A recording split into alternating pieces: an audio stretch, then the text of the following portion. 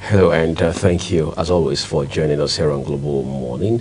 No doubt it's a very interesting decision you have made, but one that will ensure that you also get a return on investment based on the time that you're putting into this, because we're here to engage you for the next 3 hours. I'm Uyi Agmofwebe. Yeah, welcome. I'm sure everyone has missed you on the show. For a couple of days, yeah, right? a couple of days. We all missed you, and yeah, I'm sure our viewers did too. I am Priscilla Obasi, by the way, and Right. it's good to have you. It's my again. pleasure to be back on the show. Yeah. You know that part where you're out of the show for a couple of days and you feel a bit disconnected, and then you come back. It's almost like nothing had. You have not missed any part of it, quite frankly. It's in the blood, like they say. The DNA thing, right? Yeah. Well, while that is in the blood, quite a number of other things are also in our blood in Nigeria, which is the fact that we have to commemorate our independence every other year, October 1st, and that countdown has just begun. And as part of the activities to mark these years' commemoration, the federal government has now declared 1st of October, which is, of course, Wednesday this week, as a public holiday. Even though, again, government says it has to be low-key, the usual parade will not happen. So for those of you who were thinking you go to the Eagle Square or the old parade ground, you can parade in your house and anywhere else, but the government is saying, let's make it a little solemn. Are you disappointed? It's been solemn for the past 10 years. Has it? Yes, it's been solemn. I miss the days where we would have to go to, the parade ground, March past, Yeah. But the last time I experienced that was when I was in primary school, I guess. Yes, right. it's been ages, and I wonder when we would come back, to having that big celebration of independence. Even if some people think there is nothing to celebrate. Yeah, I think there's a lot of, there's substantial amount of divergence of opinion, just like Priscilla said, in terms of whether or not there's something to celebrate. But speaking of celebration, like she also alluded to, it's a bit nostalgic, right? When you think about how it used to be. I know, for example, my parents and other parents in the neighborhood and across the community used to cook rice. Wow. Yeah, it used to be more like a prelude to Christmas of some kind. Yes, they used to be chicken. Some families who could afford it would even get goats. People used to exchange food, packs, things like that, the usual African, Nigerian thing. It was really independence celebration beyond the razzmatazz. People connected, there was just this palpable sense of this is our thing, this is our country, and we're marking the fact that we are now, as it were, having a mind of our own. Well, the thing is, right now, who would want to? Nobody would want to really do that, because some people never see food chop. You walk on it. You have to say that in pidgin, so the message you sink. Yeah, exactly, because it's that deep. It's that deep. So I think people are just trying to get over the whole. They're trying not to really allow its pressure them out of the economy. Right. The whole realities get to them. So somehow we're just living like it doesn't exist. We're living in, did I say denial? we don't want to face it. We don't want to even admit it. Let it just pass. Let's just be happy. Let's not think about it too deep. Well, so we can all be happy. And incidentally, we are going deep on the program this morning. Because whether you like it or not. 65 years, they say, quoting Imo State Governor Hope Uzodinma, is no small feat, all right? But we'll talk to you about all of those when we return from this break.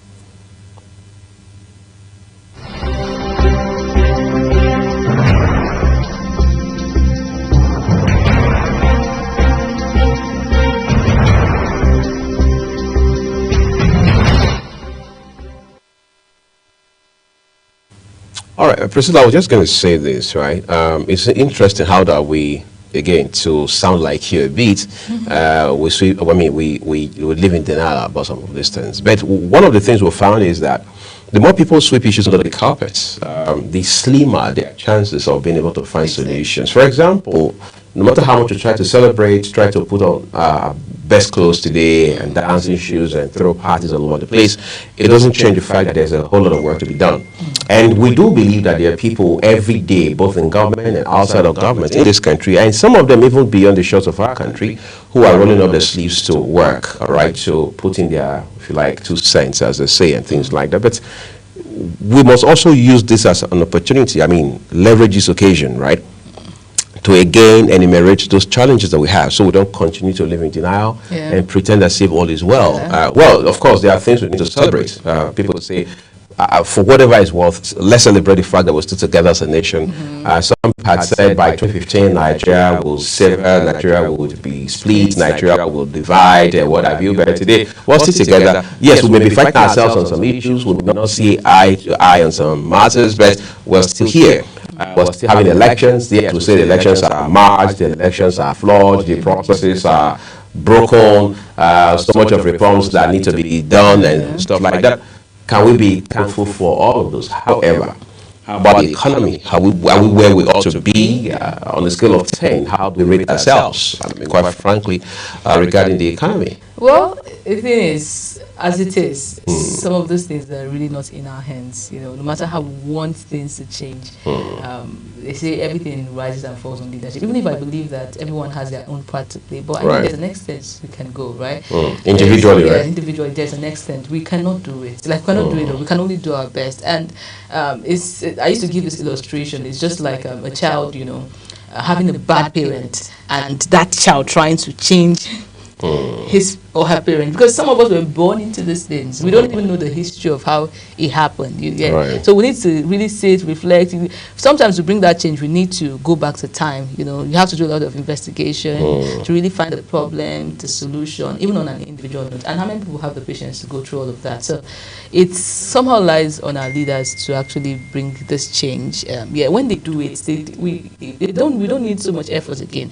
If much of the effort comes from them, I mean, we wouldn't have to exert so much effort again to bring about this change. And like we keep saying, we'll not stop saying it, electoral reforms is one of the solutions to, you know, bring in this change we want to see in this nation. Because if we don't have that platform, if we don't have the liberty, if we don't have the transparency we need to elect our leaders, credible leaders, I mean, we'll keep going around the circle, and it will not end anytime soon. So we just want, we hope, we pray, because right now it has, some people believe it's no longer, you know, a thing of prayer, you have to do your part, but what can you really do?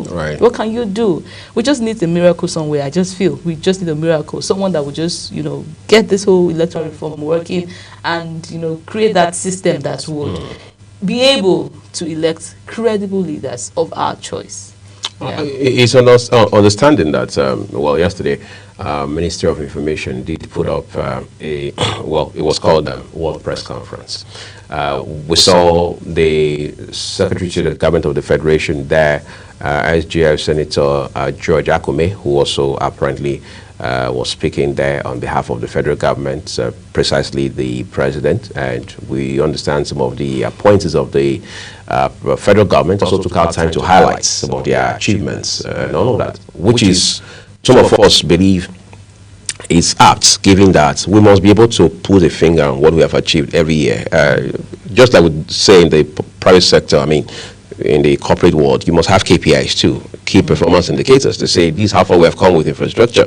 A man like Nyesom Wike, Minister of the FCT, for whatever it's worth, can point to a couple of things he has done here and there across the FCT. So ministries, departments, and agencies must also be able to show their scorecard real time to Nigerians to say, this is where we met this MDA, well, this is where we met this agency, and the last 2 years, for example, in the last 1 year, this is how far we have come in terms of how much of value we've added, how much of change, how much of reforms have introduced, and things like that. Otherwise, what we're going to be having will be essentially just having razzmatazz, a bit of, if you like, festivity every other year in the name of marking our independence. Of course, we do believe very strongly, it's our persuasion that Nigeria will succeed, Nigeria will win, Nigeria will conquer, whether it is insecurity, it is hunger, it is infrastructure, issues around health, education, economy, and all other aspects of our national lives. Now, let's take a quick break, everyone. When we return, we'll take a look at the papers for you.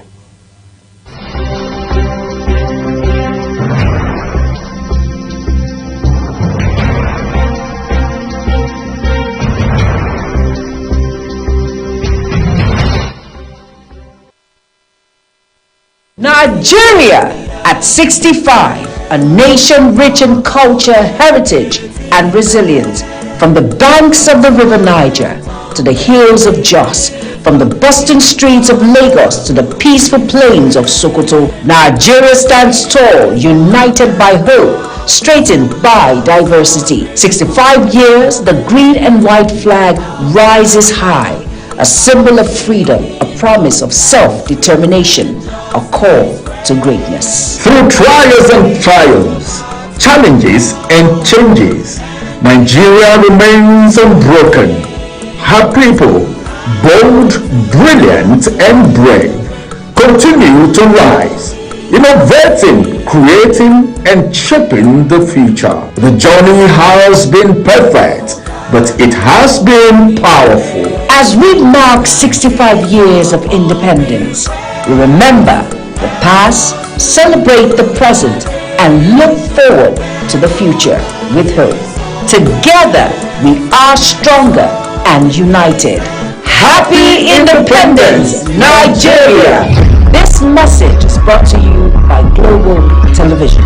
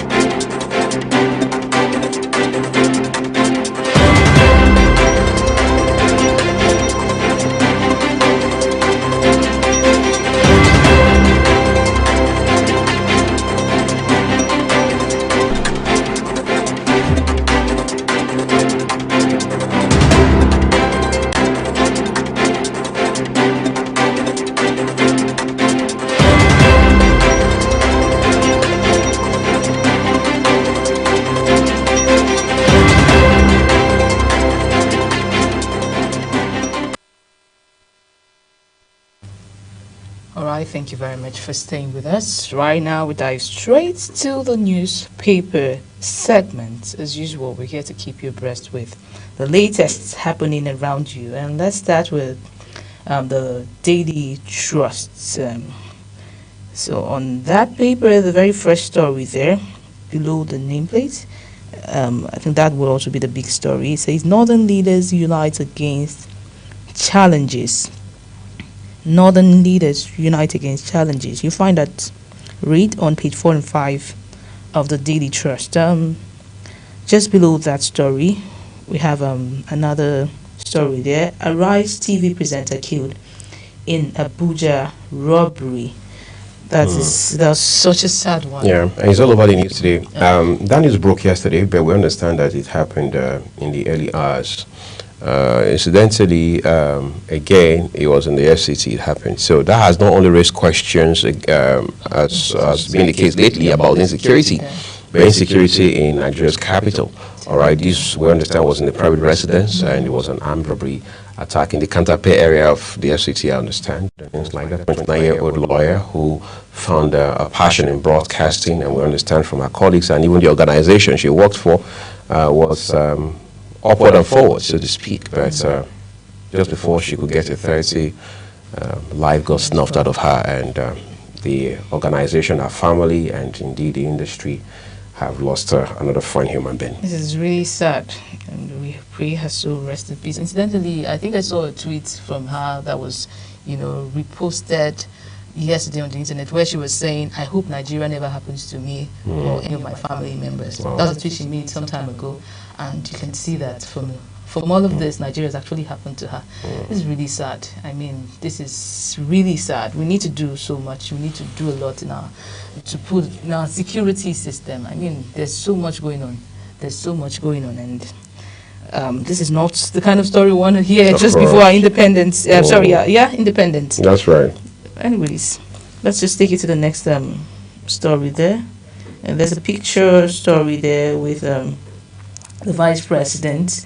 And it says Vice President Senator Kashim Shettima, GCON, together with Zamfara State Governor Dauda Lawal during a second Mineral Strategic Group, AMSG high-level roundtable last week on the sidelines of the 80th session of the United Generals Assembly in New York. You want to read up that detail just by getting yourself a copy of the Daily Trust. Let's go to the next story in paper, which will be The Guardian. We'll have Uye take us through that. All right, sir. Thank you so very much, Priscilla. All right, let's take a look at the from the Daily Trust, now The Guardian newspaper.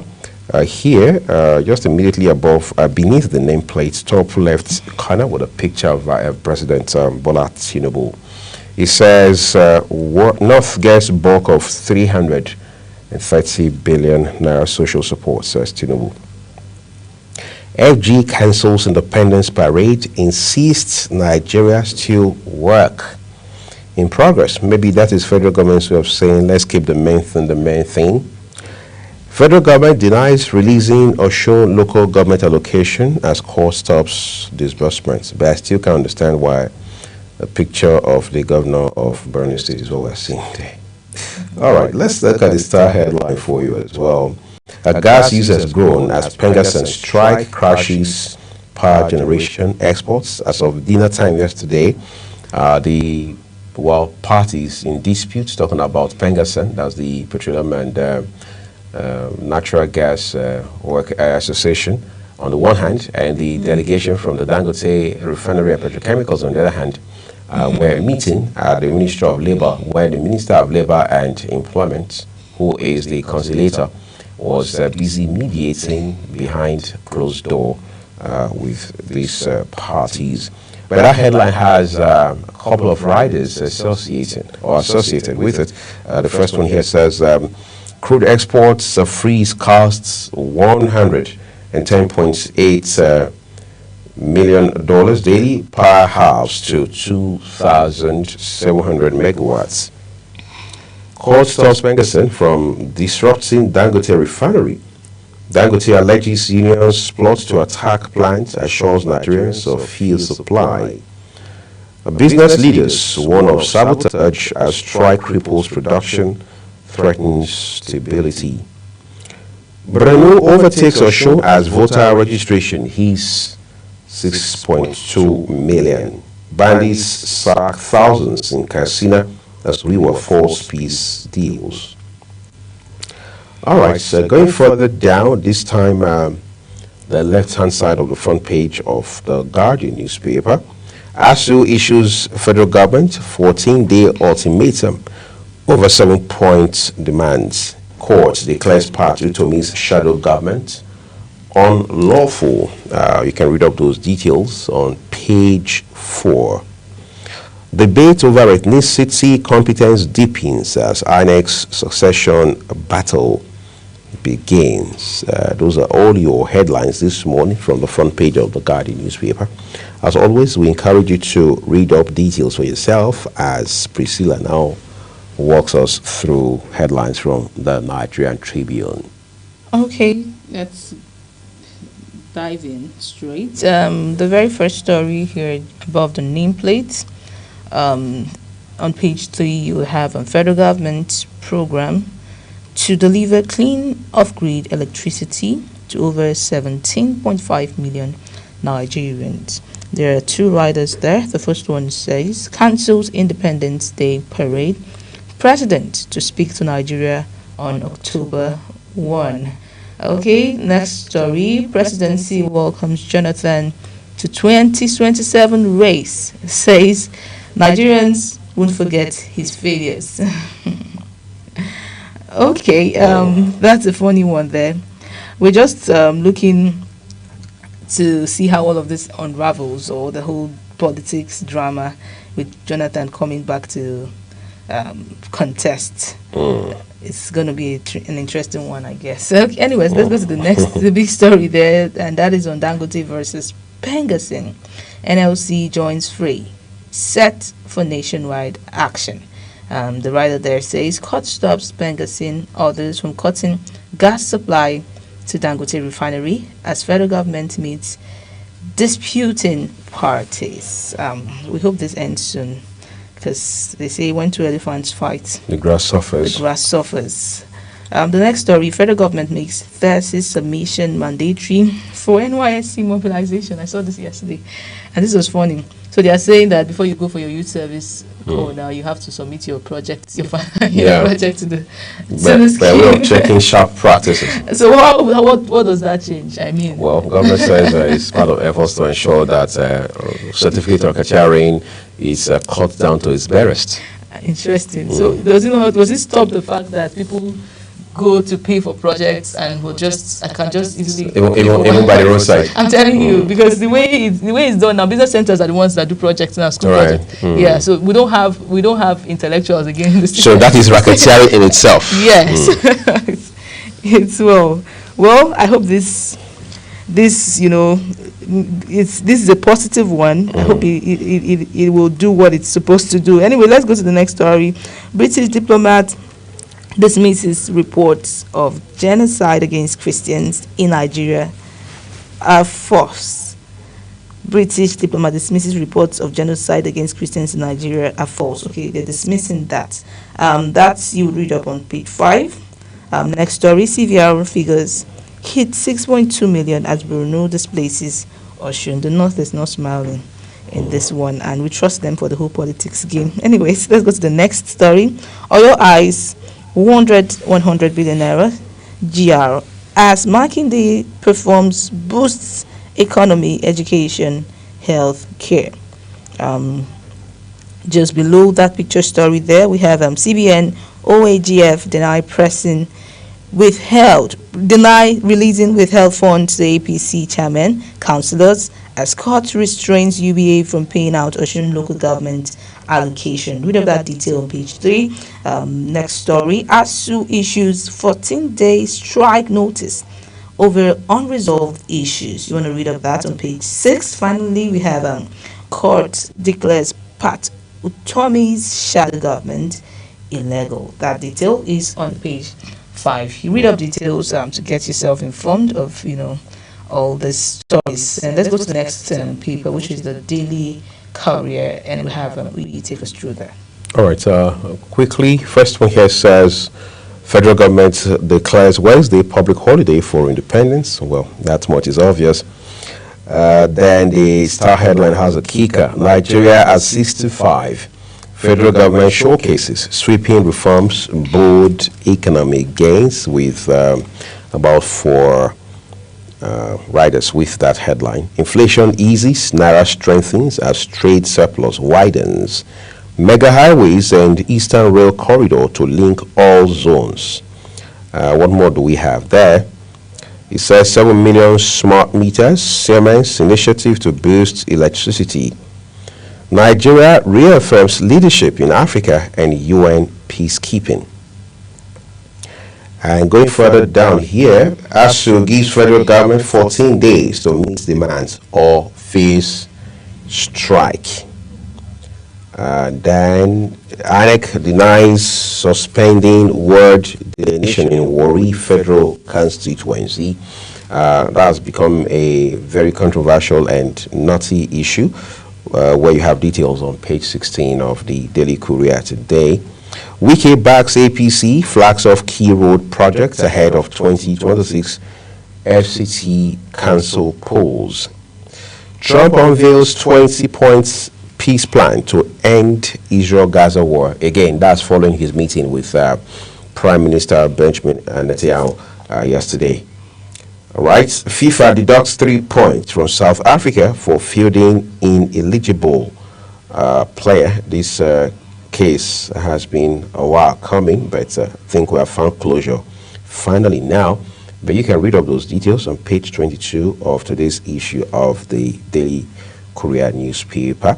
I'm quite curious why is Wike back in APC? Is Wike an APC member? Oh, okay. I thought I survived responding or reacting to this, but now you have dragged me into it. But again, it is what it is. Wike is now the maverick of not just the PDP, but Nigerian politics as we know it. Yes, there are those who have argued that there's something called an inclusive government, all right? Government that transcends partisanship or party affiliation or party line or what have you. We've seen that right from your Obasanjo days, for example, and all of that with the late Bola Ige, SN, blessed memory. But here's the thing. Wike has made abundantly clear that he's in the PDP, is a bona fide member, card-carrying member of the People's Democratic Party. He's not leaving the party. Nobody can push him out of the party. He can serve wherever he needs to. The president called him and said he should come serve in his government. He's happy serving his fatherland. Before he took up the appointment, he wrote to his ward chairman, his local government chairman, his national state chairman, and his national chairman. He said all of this on the 21st of August in 2023, just after his inauguration. This was during his inaugural press briefing. And now the question I think is on your mind, really, which is also on the minds of many people across this country and beyond, is at what point will the PDP take disciplinary action against Mr. Nyesom Wike? I sat a PDP member here the other time and I asked him the same question pointedly, and he said, let's see what happens. The PDP will take action against Wike from now to the end of the year. You have a calendar, the year has not ended. All right, our fingers are crossed. Well, let's take it to the next paper, which is the Daily Independent paper. Above the nameplate, we have NBA to South Court. Make history here, Rivers emergency rule case. That detail is on page 7. The next story, court stops Pengasin from cutting gas supply to Dangote refinery, with a writer there that says NLC backs Pengasin begins mobilization against Dangote. This is interesting. Okay, fingers are crossed to see how that unfolds. We do not want any rivalry in this case. We want it to, we want peace. We want peace. And we hope all of this ends soon. Let's go to the next big story there, which is federal government lists Tinubu's feats, urges unity, collective participation. With a writer there that says, ask Nigerians to set aside division, work to build the nation. Okay, yes, this is what we need at this point. We need to work together to build the nation. And let's go to the next story. Abuse allegation rocks NAHCO, SACO, SACO at airport free zone. Abuse allegation. There has been drama in the aviation sector in recent times, and we hope this is not another one. Page 6, you have PDP will win massively, reclaim presidency in 2027. That's coming from Makinde. Nigeria's prosperity inseparable from North future. That is coming from our dear President Tinubu. Right. Presidency dares Jonathan to contest against Tinubu in 2027. Who is presidency, by the way? You want to read up details on page 6. We have ASU threatens strike, gives federal government 16 days over unmet demands. That detail is on page 6. Sule to governors, fighting security. We have enough funds now. Yeah, you want to read up details on page 29 of that. And then finally, we have court declares Pat Utomi's shadow government unconstitutional. That detail is on page 29 of the Daily Independent paper. Read up details for yourself, and let's go to the Vanguard paper right now. All right, thank you, Priscilla. I will begin with the headline above the name plates. It says Tinubu governors APC bigwigs others storm Imo today to unveil Uzodinma's book. What a timely book launch, 65th anniversary of Nigeria. Well, find those details on page 11 of the Vanguard newspaper.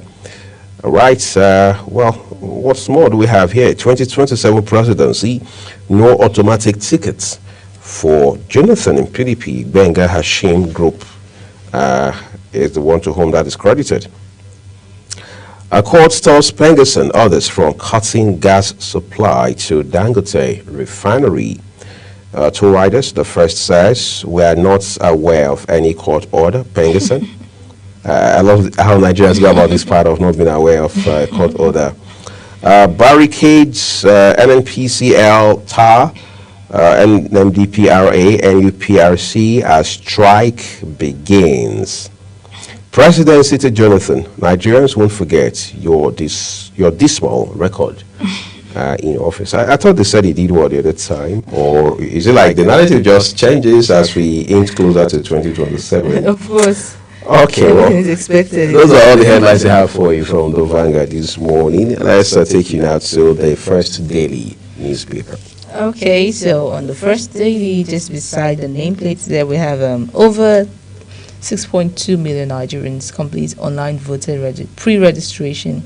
And that is coming from INEC. I hope you have done yours, please. If you do not have a voter's card, this is an opportunity, or this is an information for you to go out there and do yours. The big story here, oil sector under siege, Pengasin strike spreads nationwide. NLC mobilizes affiliates, regulators, offices forced to shut. I hope you have filled your gas, just in case. Let's go to the next story. And journalist murdered. Arise News, Somi Madwago slain in Abuja. That is a sad one there. The next story, Nigeria at 65, federal government scraps Independence Day parade. PSC boss to officers, fail exams 3 times, face retirement. Okay. ASU issues 14-day ultimatum to federal government over unmet demands. Saudi Arabia donates 68 tons of dates to feed Nigerians. I don't understand. Spotify crowns Burna Boy as 2025's leading Afrobeat artist. A big congratulations to Burna on that. Finally, we have WCQ, FIFA dog South Africa 3 points. Now, this will take us to the next paper, which is the This Day paper. All right, we'll move to the next paper now.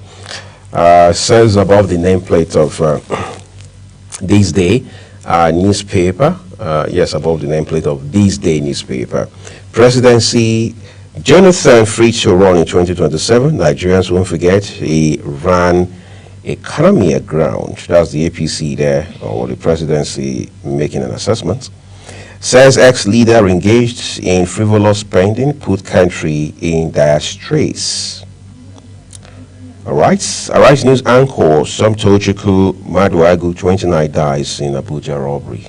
Again, that's a very disturbing story. All right. Tinubu considers Amopito to succeed Mahmoud Yakubu as new INEC chairman. Court restrains Pegasus, NNPC orders from cutting oil gas supply to Dangote refinery. Okay, the strike enters the second day today, Priscilla. Let's see what the implications are, because one would have thought yesterday, following that meeting that was brokered by the Minister of Labour between Dangote refinery and Pegasus, we would have heard much, if you like, much more inspiring news today, but that hasn't been the case just yet. We keep our fingers crossed, trusting that the sector, especially the downstream, will not be impacted adversely beyond what has already happened. When two big power force fight in this country, it looks as if democracy is working. But when it's an issue of one mighty person and one small, it now looks as if it doesn't work. So in this place we're seeing, so you're saying democracy is working now? We're seeing democracy work right now. Because that's an interesting illustration, really. But again, we find sense in that because whether you like it or not, it's arguably the biggest story in Nigeria today. Yeah. All right, even beyond 2027. Because as they say, when issues in the oil and gas sector sneeze in Nigeria, everything else catches cold. Okay, those are your headlines from this day newspaper. By the way, we move on to the Punch newspaper now. All right, on the Punch newspaper, above the nameplate, we have NNPC Dangote Refinery signs fresh 2-year crude deal. NNPC Dangote Refinery signs fresh 2-year crude oil deal. Okay, so it looks like NNPC is not part of this. NNPC are, they are in good terms with Dangote, and that's a relief for us. We have Nigeria 65. Federal government cancels Independence Day parade, and you find that detail on page 2. 2027, woeful records will haunt Jonathan, says presidency. I like Nigerians' politics. It is always interesting and revealing. That you will find on page 40. Let's go to that's before the big story. We have church members avoided me over Muslim tickets. And that's coming from Remi Tinubu, and you find the things on page 40. The big story, Dangote versus Pengaston. NLC mobilizes workers for strike against refinery. Please, NLC, we don't want to end the strike. There's a writer there that says Labour places affiliates on alert as Pengaston shuts down NNPC, NUPRC, NMDPRA offices. Below the picture story there that has the vice president, you have court stops banks from releasing Osun local government allocation. That detail is on page 41. Lagos guard faces trial for kidnapping employer's son. That detail is on page 4 and 5. And finally, we have tax reforms, exempt food, education, agri, FIRS. That's coming from the FIRS. You want to find out details on page 34 of the Punch newspaper. Let's go to the next paper, which is the National Star. All right, on the National Star now, we'll start with the Star headline. Dangote versus Pengaston, that's your kicker. Court bars Pengaston from cutting gas supply to Dangote Refinery. And then we'll bring you 3 riders with a headline. Fuel scarcity looms as the union shows NNPCL, NUPRC, NMDPRA, NLC, TUC back Pengaston, declare nationwide strike. Demand apology, recall of sacked workers. Strike could deepen suffering, says Obi, as federal government unions meet. Of course, could deepen suffering. Okay, let's move it a notch higher now, just immediately beneath the name mast. 2027, federal government endorses Guinness World Record project to showcase Tinubu's achievements. Interesting. Federal government cancels Independence Day parade. Insecurity with quadrupled FAC allocations. Governors have no excuse. That position is credited to Governor Sule of Nasarawa State. LGA autonomy. CSOs, NOGA, NLC seek deletion of JAC from Constitution. Ohaneze Dingbo denies endorsing Tinubu for second term. 2027 presidency, your dismal record still fresh to Nigerians. Presidency tells Jonathan. 4 more headlines to go. Bottom right first. 2026 World Cup qualifier. Hope rises for Eagles as FIFA dock 3 points. Fine South Africa. Over 60 million Nigerians rely on generator-based power supply. Reps Speaker Abbas. So what are we going to do about that? Exactly my thoughts. Yeah, now that we have the statistics, what action will it push us to take? Ex-Afan boss Kabir Ibrahim remanded over alleged impersonation, intimidation charges. Blame PDP if Governor Umba defects ex-Enugu party chair. Why should PDP be blamed for an adult's decision? I mean, the person of a governor of a state. Well, those details are with you on page 7. We encourage you to read for context and perspective. Okay? Away from the National Star now, Standard Times is our next port of call. Okay, in Standard Times, above the nameplate there, we have Tinubunomics. Nigeria on the right track on the Tinubu. Federal government declares. You find that detail on page 13. A star story here. Court stops Bengasin orders from cutting gas supply to Dangote refinery. NUPRC boss calls for dialogue. NLC Nupeng threatened to shut down economy. Those details are on page 15. We arrested 105 suspects in September 2025, and that is coming from the Kano police. That detail is on page 13. Togolese driver arrested for reckless driving in Lagos. That detail on page 13. Federal government cancels Independence Day parade, and you find that on page 2. Presidency welcomes Jonathan to contest in 2027, says Nigerians won't easily forget ex-president's dismissal record. And you find that detail on page 3. President Tinubu to inaugurate renovated National Art Theatre on Nigeria's 65th independence anniversary. Well, this is a good one.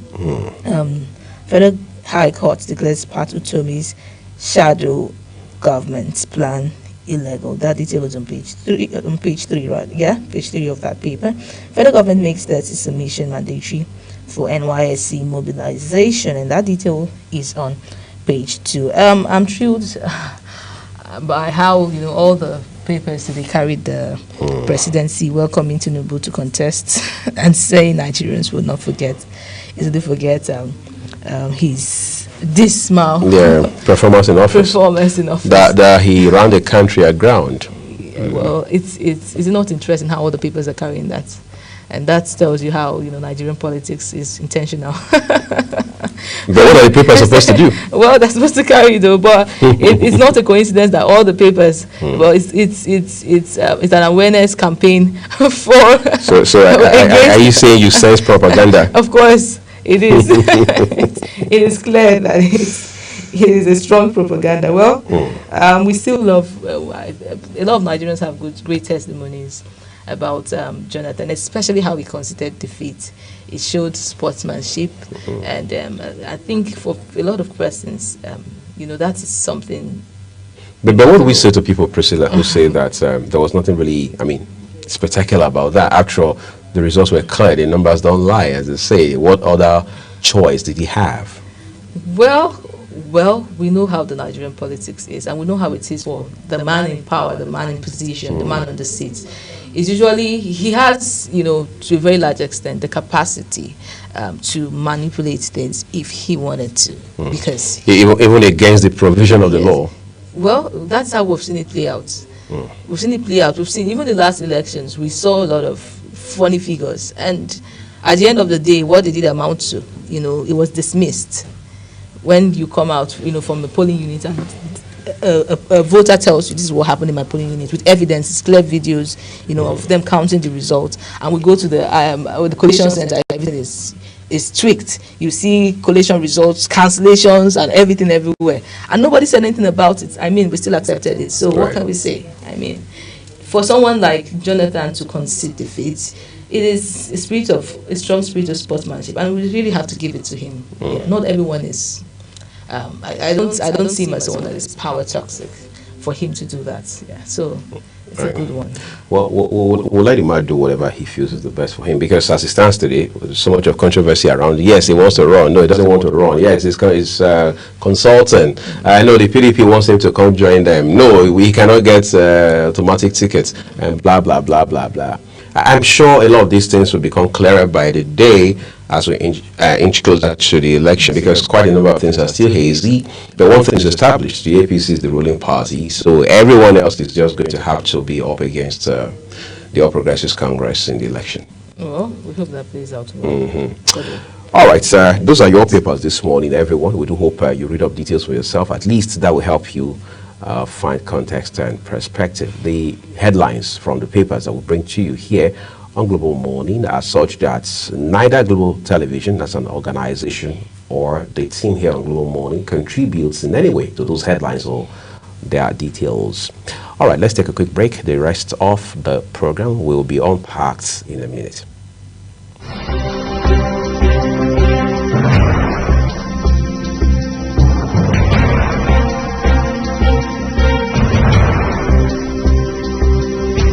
Nigeria at 65, a nation rich in culture, heritage, and resilience. From the banks of the River Niger to the hills of Jos, from the bustling streets of Lagos to the peaceful plains of Sokoto, Nigeria stands tall, united by hope, straightened by diversity. 65 years, the green and white flag rises high, a symbol of freedom, a promise of self-determination, a call to greatness. Through trials and triumphs, challenges and changes, Nigeria remains unbroken. Her people, bold, brilliant, and brave, continue to rise, innovating, creating, and shaping the future. The journey has been perfect, but it has been powerful. As we mark 65 years of independence, we remember the past, celebrate the present, and look forward to the future with hope. Together, we are stronger and united.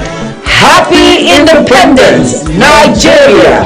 This message is brought to you by Global Television.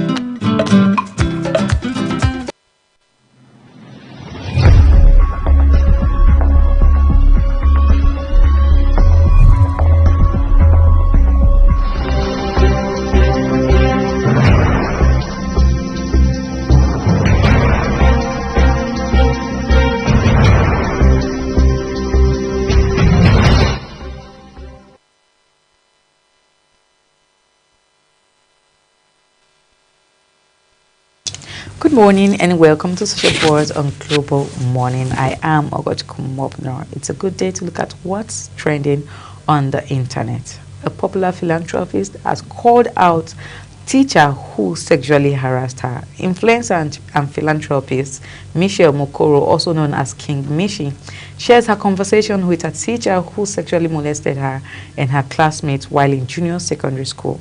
During the phone call conversation, the teacher admitted that the disclosure has gone viral and also been talked about where he works. King Michi, however, stated that she was just sharing her truth as she didn't know what he was doing then was wrong. She says in the conversation with my JSS2 teacher that will tell myself and 3 other of my classmates to wait after school in an empty class and tell us to open our legs, and he'll take pictures of us. This went on for a very long time. We're scared to speak because we're just 11. I finally convinced my parents to change my school then. Uncle Raymond, you are worried because your co-workers are telling you about my post. You should be grateful I'm still trying to save your face and not talking about how you ask us to touch our private parts while you watch at age 11 and take pictures. Do you think that was a comfortable thing for us to do? Our parents sent us to school to learn. You will tell us to open up our legs and take a picture. Do you think we will be children forever? That's how she ended the conversation she was having with the teacher. Well, before we start talking about this, we'll be taking comments from social media as regard this. And the first comment is coming from Baby Factory NG. And Baby Factory says, no apology, no remorse. He might still be doing it. God have mercy. The next comment is coming from It's Patrick. And Patrick says, why can't he be arrested and persecuted? He at least face a jury to determine his innocence. Self-control is very important.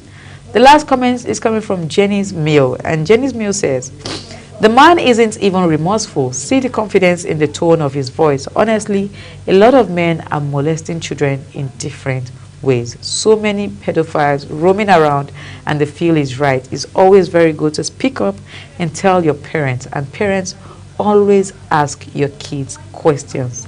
Interact and communicate with them. Some of you will be amazed of what you hear. This is so sad. That's how Jenny ends her comment. Well, I have with me, of course, Priscilla Obasi. I'm so happy that you're part of this conversation this morning. Good morning, Priscilla. Good morning, Ogochukwu. You look good, by the way. Thank you so much, and you too. Thank you. All right, Priscilla. So you are part of this conversation right now, and I'm sure you heard, the story of King Michi, who actually was talking about her uncle in secondary school. She was just 11 years, and I think she said that she was about in JSS1 or 2, in that story, and she was being molested. Not just her, but some other children too in that school. But she has been able. She just came out to speak her truth and what was going on, just to create an awareness out there for people to be careful. What do you have to say? Well, sexual abuse has a way of impacting one's life for a very long time. And most times the way to gain freedom is by coming out to speak out. That way you gain freedom. So if this is her own way of trying to get her freedom, she should be allowed to speak. And for the man, I don't know how you picked your comments though. I hope there was nobody on that comment section attacking King Michi. I think there were some persons, the comment section was actually full. So people were saying, why are you bringing it up now? Why didn't you say it? I say that because I know sometimes people want to point fingers at the victim, saying stuff like, why are you saying it now? I've heard it over and over again. Yes. People come out to share their story, their rape story and all of that. People now tend to point at them and saying, since you have moved on, why haven't you, why did you have to say it at this point? Well, what I'll have to say, what I can't say, what I will say about such people is, allow people to be free. You do not know the impact of rape until you experience one yourself. And the funny thing is that most of the people that even come out to say stuff like that are people that have actually been abused too, but they have not gained their own freedom yet. Courage to speak they've not gained the courage to talk about it. And when someone comes out boldly to share her story, you want to criticize her. That is so wrong. And for the teacher coming out to class or coming out to respond to or calling her whatsoever, I think that is shameless. Really, it is shameless. The best you can do is just cover your face in shame and even apologize. Yes, she has come out to say that this thing has actually affected her. If you are a good person, if you are a changed person, Yeah, you should sympathize with her. You should apologize over and over again for what you have caused her. Not coming out to, play the victim in all of this. I mean, you made an 11-year-old go through whatever she went through, and you do not have any shame whatsoever. The best you can do is to come and, tell her she's tarnishing your image. She was even kind enough not to display your picture out there. Definitely. So it's for me, it's shameless of him. And things like this, indicates the fact that he might even still be in that act. For him to, like someone mentioned earlier, for him to come out, to still defend it. I mean, the best you should do is shut up, keep quiet, and not talk about it. Hide your face in shame. If you have family members confronting you, confess your sins to them and tell them you're sorry. It is what you did, it's the impact of what you have done. That is why it's important, to live a good life, a decent life, so that tomorrow it doesn't come haunting you. All right, thank you so much, Priscilla. And again, to add to everything you've said, I would also say that this is more of an awareness. Children in school, a lot of us growing up actually went through things like this, but we're not able to speak out. Sometimes you're even scared because you're going to come back to meet that same teacher the next day. So you are definitely scared. But I'm so happy about the awareness people are bringing up in school. There are so many children, kids these days, you don't even touch them anyhow. They'll tell you, no, don't touch my body. Oh, no, I'm going to wear my panties myself, or I'm going to wear my shirt myself. You're not supposed to touch this part of my body. And that's because of the awareness, the level of awareness that have been brought to children. Growing up, I would tell you that most of our children didn't even want to teach us sex education. They just like it is. Most of our parents, beg your pardon, they feel like it's like kind of a sin. It's a taboo to talk about sex education. And if you even come, that's why most of us, we never had this courage to say, oh, I have a friend that is a boy. You can't even say it out or mention it to your parents. And we kind of made mistakes that we're not even proud of, and that's because we didn't get this kind of education. So this is like employing all the teachers and parents to make sure that you speak to your children. Please also teach them, let them learn this thing at early age. Imagine a child, Michelle, who was 11, couldn't even speak to her parents. She was only able to convince them to change her school. Maybe I can't go to this school, somebody's flogging me too much, or I'm being bullied. But she couldn't even say things like that because it was more like a taboo. It shouldn't be heard. And it's very, very wrong. So if the more we drag or draw our children closer to ourselves, ask them questions, interview them, sometimes even tease them, ask them questions that you feel, okay, maybe that you feel is possible. Just, you understand what I'm saying, Priscilla. Like, children make them comfortable. The thing is that some parents don't know that their children know more than them. Like, more Honestly. than they think they know, actually. Because if you don't confide in your children, if you don't allow your children come close to you to confide in you, they'll go to somebody else. And they might actually meet the wrong source. Most times, they are likely to meet the wrong people out there they can confide in. And that is where, it all starts. Before, they are being initiated into wrong acts, and it becomes a norm. In short, they make decisions that when they grow up, because these children are kids, these things they do, some of these things, they find themselves, the environment they find themselves, or the people they find themselves, sometimes they don't do it with full consciousness. They are still kids. Somebody says your brain develops at what age? 26, I guess. Yes. Your brain develops at 26. Yes. So every action you take before you are 26, sometimes it's out of immaturity you take such decisions. So as a parent, your job is to guide them, let them be able to confide in you, because they will make mistakes. They will make, of course, we will all make mistakes, but they will make more mistakes, more dangerous mistakes if they don't have that, they don't have that it's like matured mind to run to feel free with. They'll go to talk to their fellow immatured minds, and of course, where that can lead to. So parents, we need to do better with our children, especially our female. And this is not just to female children, even male children are part of all of this. They go through these things. They go through abuse. They don't talk about it because they feel like I'm a man. But male children go through this kind of abuse. This is not a gender thing anyway. So we can do better, really. And with schools too, we need to sit up, investigate your teachers. You don't just fold your hands. And a male teacher handling, a class of. Well, we need to do better. If you're a school owner, right? During the call, I just didn't place the video today for the sake of time, but during the conversation, she was recording the conversation, and she also went further to say, you actually made most of the teachers started hating me, because I think during the whole thing, the teacher was actually expelled at the end of the day when they found out. But when even after expelling the teacher, most of the other teachers, you know, in the staff room, she couldn't even approach any of her teachers in the staff room because they kept telling her, this is the rubbish you went to say that made them, you know, expel Mr. Raymond and all of these other things. So other teachers citing the evil that he did. So it was more like you don't even have a right to speak as a student. And this thing is still happening up on to date. Like, I must tell you that things like this happen, and that's the reason why I'm so happy about this particular topic this morning, because I'm sure we are raising a kind of awareness to teachers, to parents. Please make sure that you listen to your students. They paid you, and teachers are tutors. You tutor them all round. Please listen to them when they come up to you, when your students come up to you to complain about some certain things, and also try to investigate the matter. Thank you so much, Priscilla Obasi. I really enjoyed our conversation this morning. Thank you for your contribution. Yes, thank you so much. So this is where we draw the curtains today for Social Buzz on Global Morning. I am August Kumobno, and Global Morning continues. Stay with us.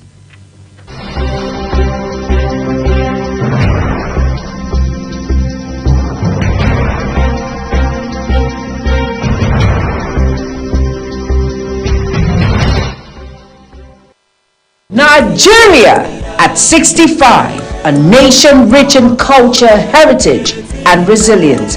From the banks of the River Niger to the hills of Jos, from the bustling streets of Lagos to the peaceful plains of Sokoto, Nigeria stands tall, united by hope, straightened by diversity. 65 years, the green and white flag rises high, a symbol of freedom, a promise of self-determination, a call to greatness. Through trials and triumphs, challenges and changes, Nigeria remains unbroken.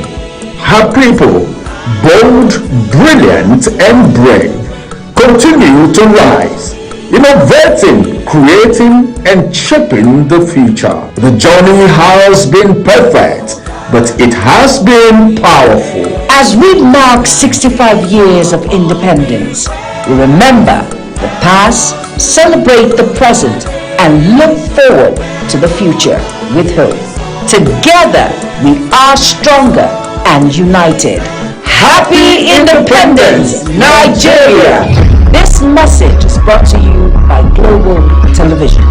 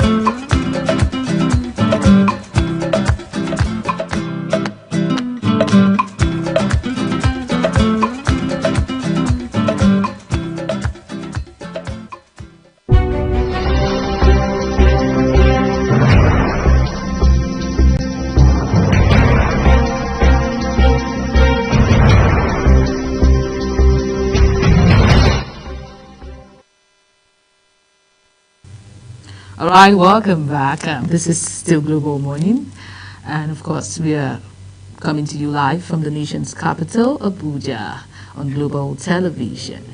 As Nigeria marks her 65 years of independence, it is a moment of reflection for all of us. And then we ask ourselves questions like, have we truly lived up to the promises of self-governance since 1960? Tomorrow is Independence Day. And what have been our failures? What have been our achievements?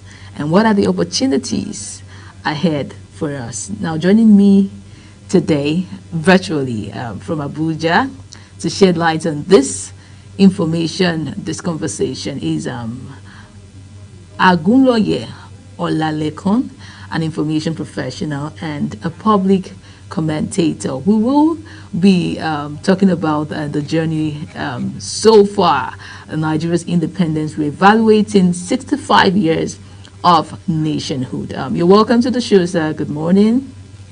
Good morning. It's my pleasure. Thank you for joining us. Okay, so let's start with this question. Nigeria has been independent for tomorrow 65 years. And looking back, would you say we have made a tangible progress as a nation? Well, absolutely, we have made some measure of progress. Yes, there has been some setback, but we cannot say that we are where we were in 1960. We are definitely not there. We have moved forward. We may not be where we are supposed to be yet, but we are not where they left us. Okay, so what's your defining moment in Nigeria's post-independence history, and what which of those moments stands out for you? And what moment has stood out for you since our independence in 1960? And is it positive? Has it stood out positively for you, or has it stood out negatively for you? Well, I would possibly say the era of the first oil boom stood out because we had money to do a lot of things. We had car assembly coming in. We possibly invested in oil and gas. However, we have not sustained that pace, and I think that has been the pain. Otherwise, if we have done the needful, if we have been self-sufficient in those sectors, if we have done very well with our infrastructure, if our roads and rails have been running, perhaps if we have been through with Ajaokuta more than 20 years ago, I'm sure that we would have been way forward. A number of people started with us, I think, have been able to leave us behind in some sector, and those will be the gains. But when you talk about the gains and the defining moments, it is that we actually have shown the world, and the world has recognized that in both human and natural resources, Nigeria is not a country to be toyed with. We may not be where we ought to be, but everybody knows that you will joke with Nigeria at your own peril in any field of human endeavor, from agriculture to entertainment to music to academics to engineering. Name any field. Even in the military and the police, the rest of the world know that we have a class. Whether we are proving our weight at the moment or not is a different thing. But potentially, we are blessed, we are endowed, and undoubtedly, we remain the greatest nation in the world.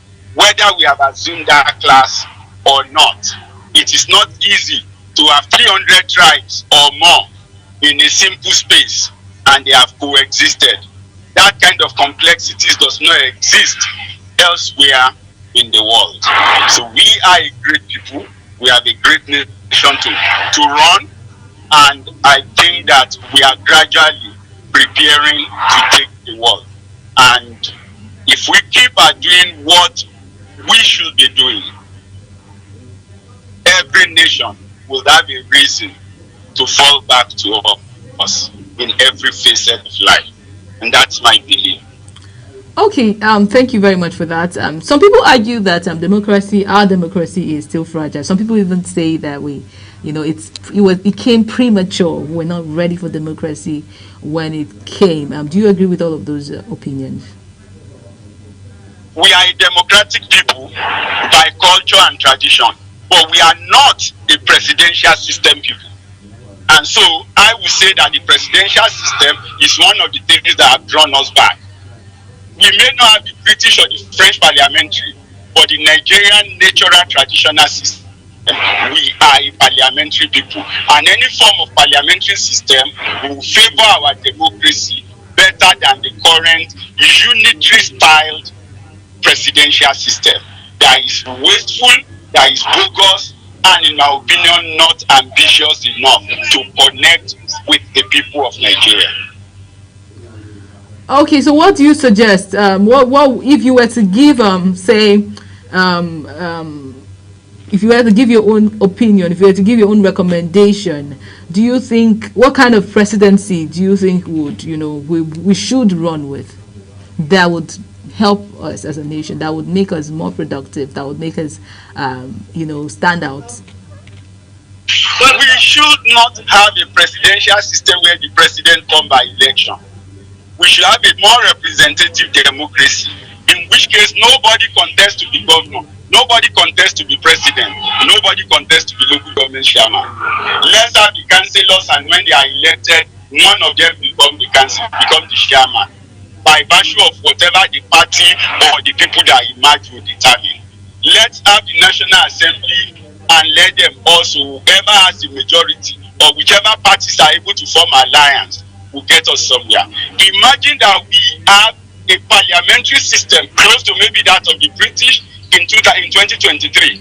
Maybe today we would have had a Labour PDP alliance or an APC NNPP alliance, but it wouldn't have been just one party there running the shows, and that would have made us better, because it is the elected representative of the people who possibly would also have been in government and who would have been minister. But the presidential system is a case of winners take it all. Go back to 1979. Clearly, Shagari had 31% of the votes. In 2023, Tinubu had 34 or 35% of the votes. But because it is the presidential system, they just have to go ahead. And I think it has not been representative enough. It has not been involving enough. It has been very easy to exclude the people by virtue of their choice. But if we are to tinker with our constitution, for me, we should look at a parliamentary system that resonates with the people. Even if you are a technocrat and you are interested in government, go back to your constituency, connect with the people, and contest and come to the center, or go to where you think you can make the change. Then your colleagues can recognize you and allow you to make the change. Not that you have a party structure, you have a people system, and then you can go and import a non-indigenous, as done between 2007 and 2015 for Lagos. Lagos had a non-indigenous who had no electoral ward in Lagos, representing Lagos as minister for 8 years. I don't think that was fair on the people of Lagos. Neither would it be fair on any state where such could be done. So to a large extent, we are a parliamentary people. We should go back to where we belong. It is not about regional system, it is not about state.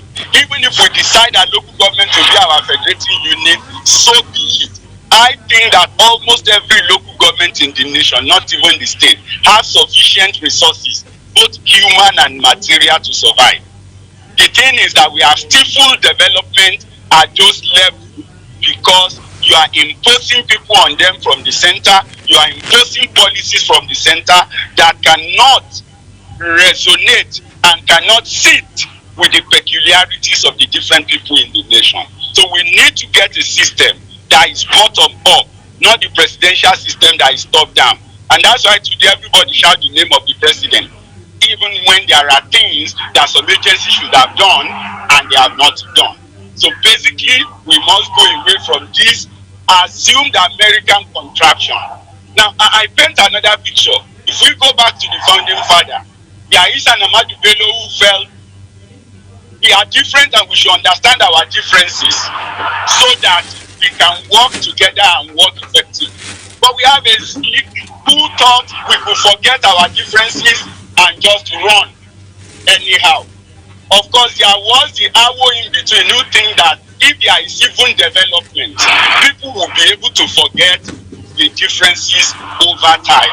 Now, whether it was the development or it was the understanding, we threw them away when we adopted presidential system, which assumes citizenship, and we play cards, we try to play tricks around indigenship, and of course, we now have to look at statesmanship.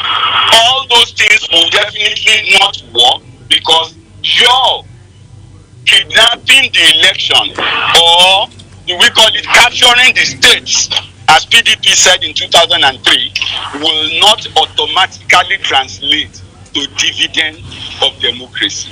But when we understand that we are different, and then we can work based on our differences, we will get a better result as a people. So we need to understand our differences, we need to recognize it, we need to then leverage on it, and while we are doing that, we ensure that there is even development. I keep telling people, if you have a car, you can choose who you carry or who you don't carry. But when there is a train that can carry 10,000 people, nobody cares who the driver is. Everybody just wants to make sure they get to the train station at the right time so that they can get on board the train because they know there will be seats. And that's the difference. So we need to focus on development. We need to focus on carrying the people along. We need to focus on leveraging on our differences. We cannot forget differences. Whoever is saying that is deceiving himself or herself. And that is the practical reality. We have differences, but that difference, we should be united in that diversity, and it is the strength that the rest of the world fear us for. Okay, thank you. That is spot on. Our differences are real. It's a reality, and the moment or the day we begin to accept it, we will know how to harness it for the betterment of our country. Now, when we started up the conversation, we started, by highlighting the fact that Nigeria is a blessed country, and we're not where we want to be yet, but we are not where we used to be. Now, what are the successes? What are some successes Nigeria can genuinely celebrate at 65, in your opinion? I think in the academic field, we've got a lot of success to celebrate. Whether it's in Europe or it's in America or it's in South Africa, I think Nigerian academians are among the most respected. When you go to the music industry, from Fela until now, our entertainment industry stars have been on the global stage and have been doing marvelously well.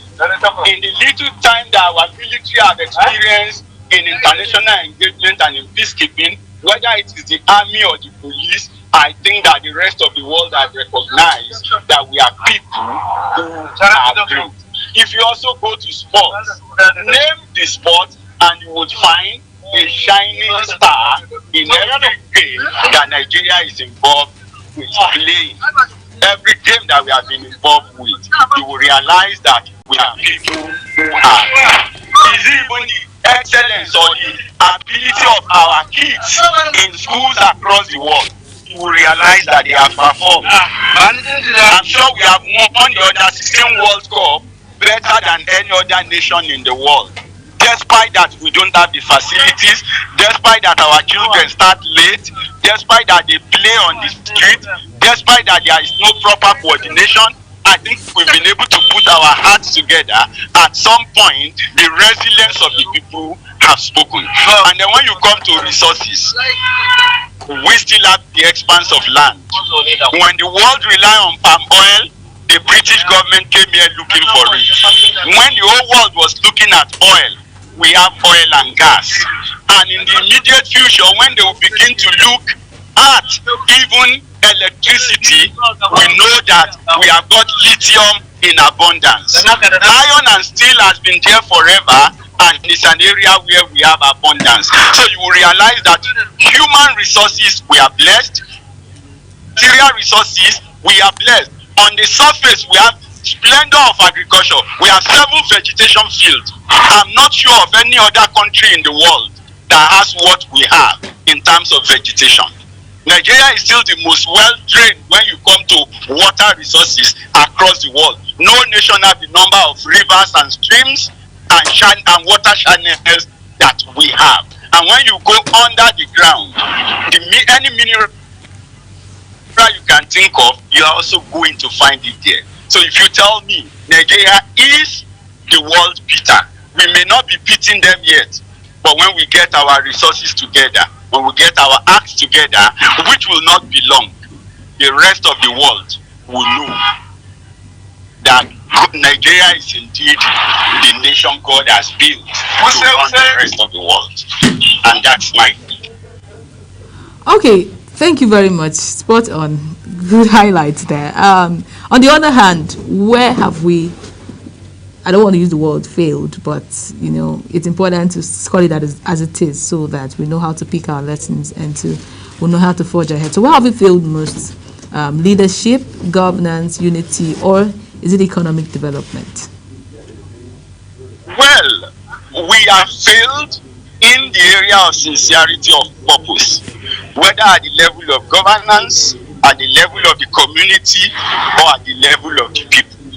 So it's a failure on different status, and we shouldn't just sit down and look for scapegoats or who to blame. We should begin to look more realistically at fixing the issues. There are those issues in the government that will fix. For instance, Ajaokuta belongs to the government. If you fix Ajaokuta today, then you will understand the ingenuity that lies in metal forging in Nigeria. We have some of the best welders. We have some of the best people when it comes to creating materials. But because you have to import the iron and because the steel pipes are expensive, you have limited those who are in that capacity. So if the government can, on their part, fix the steel sector, of course, fix the road and rail infrastructure, you will realize that there are people who are not ready to work. Let's not run away from that. But there are those who are genuinely ready to work and who will put their intellect and skill into use. So basically, sincerity of purpose is number one. We are some are resilient already, but there are those that are not resilient. So we need to also look at a system that will focus on enhancing the resilience of the people.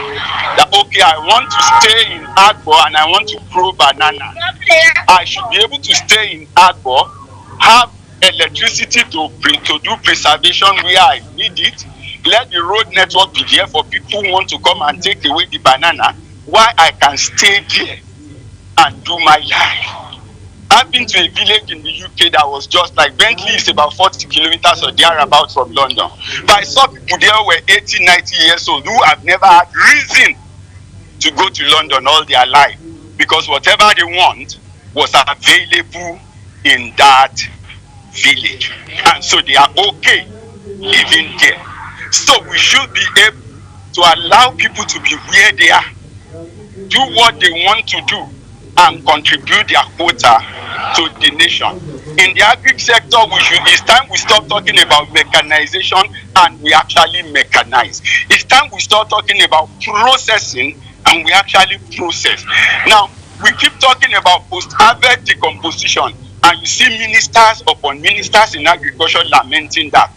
No, what do we need to do if you harvest pepper in Koko and you are taking it to Lagos or Maiduguri and it can get there fresh? All it takes is possible to have some refrigerated trucks. If that exists, and then you know that whether it is the tomato or it's the pepper or it's the banana, you can take them from where they are produced by this means of transportation to where they could be consumed. These things could also come as coaches on the rail which means that the rail sector should run. So for me, if you ask, the government should fix the rail, the government should fix the road. As for electricity, we need to go away. The national grid can stay as it is, but let's also look at mini grids across the state. Let us look at putting villages on off-grid, enhance them. If we are going to subsidize, if we need to begin to produce the solar panels in Nigeria, produce it. Let there be, so if the subsidy is on the solar panel, I get it once.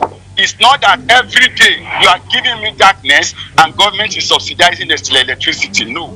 You give me the solar panel, whether you subsidize it or not, I know that from that day forward, I am not paying for darkness. I am in charge of my consumption. And there are villages and towns where people need such. So we should go to that. So the energy sector should be liberalized to an extent, not over-commercialized as the banking industry has been done. For me, our banks are over-commercialized. So we should not go ahead over-commercializing energy. No. We should look at midways and stopgaps and safety nets. And then, of course, nobody is saying government should not do palliatives, but government should have social registers across the electoral ward.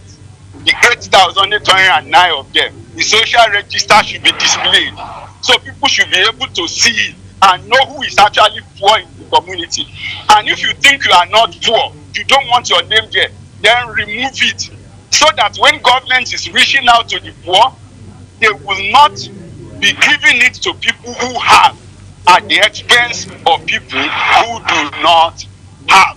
And if the register is democratic and is available at the grassroots level, it becomes difficult for people to put names of people who are actually not poor and who do not need palliatives on such lists.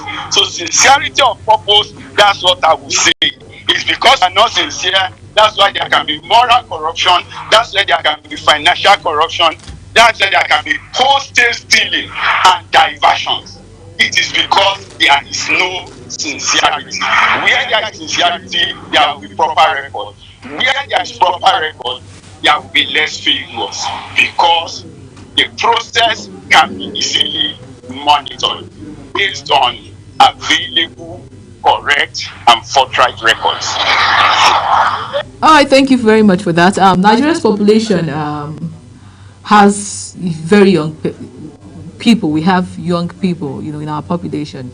Do you think our youths feel included in the nation building process? Well, I would not say that the youths are not included. Let's be fair to ourselves. As of today, you won't find a state where there is not at least one commissioner that is under 40. You won't find that state. Even at the federal level, when the president came in, I'm sure he had 1 or 2 or 3 ministers that were under 40. So if the youth is classified as 18 to 40, I would not say that they were not included. A lot of them were essays and some other things. And I would always say for youth and women, indeed, if they feel aggrieved that they are excluded by the present system, let's have a youth party formed by the youth and run by the youth by their number. And I would always tell people that their mothers will support them, but not when they go cap in hand looking for sponsors. No. Let's have an organic youth party if the youth think they have been shortchanged. And then let them run. But what you discover is that the majority of the support groups are dominated by youth across all parties. For me, I told maybe a few of my obedient friends back then that, look, I will not support a 60-year-old candidate as a young president. If you are looking for a president that is young in my own idea, he will be under 60. Because retirement age in Nigeria civil service is 60 years for maybe the civilians and 56 for the military. So if that be the case, anybody above 60 is retired. and should not be a candidate of the youth for president. That's my candid personal opinion. So where you don't have a candidate under 60, then the youth should not say they are excluded. The youth should count it as they chose to surrender their mandate to the retired people. But and that's what you have in some cases. But then you cannot entirely blame the youth for, bringing, say, people you regard as not being youth to the system. Basically, we don't have good electoral reforms that, would have, we have a free and fair election in the system. So most times we're just, forced to surrender to whoever is available, whoever, looks like the better, in quotes, the better person than the worst person. Well, you see, when they were going after the not too young to run bill, I remember meeting some of those who were propagating it there. That I don't think it is the bill that is more important. What is actually more important is for them to be on the ballot. That a bill is just a bill. An act is just an act. A law is just a law. The spirit of the law is not tested until people have gotten on the field to do things. That so perhaps you are asking, you are either forming your own party, like I would always say. Let's have a youth-based party that is a youth party. You can decide not to admit people above the age of 50. I'm above 50, so if I'm excluded, I don't really care. When you need them for anything, you can engage them at that level as consultants, as advisors, but not as members of the party. If it is to be a youth party, set an age limit and then go ahead and go for it and go after the youth. And then you will be able to stand on your own. And because at that time, you are not looking for any godfather anywhere to sell to, even the cost of running the system becomes easier. Because you are reaching the people who are in the majority and are your own people. They are on social media.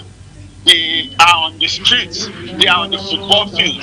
So you go to those places to reach them. So you don't necessarily need one robust, expensive, cozy, 5 or 7-star hotel to host the events. No, you are youth.